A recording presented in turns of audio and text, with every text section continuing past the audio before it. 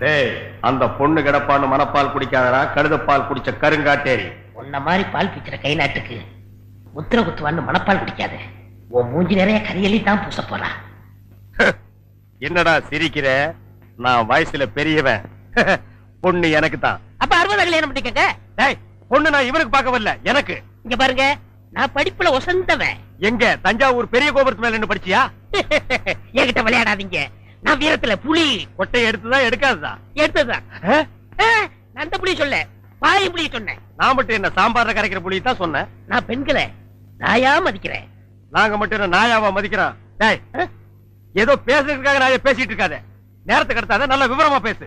எனக்கு தான் அவ இல்லத்தரசி. நான் தான் அவளுக்கு இல்லத்து அரசன். டேய், நான் ஒருத்தங்க இருக்கேங்கிற மறந்து வளவளம் பேசிக்கிட்டீங்களா?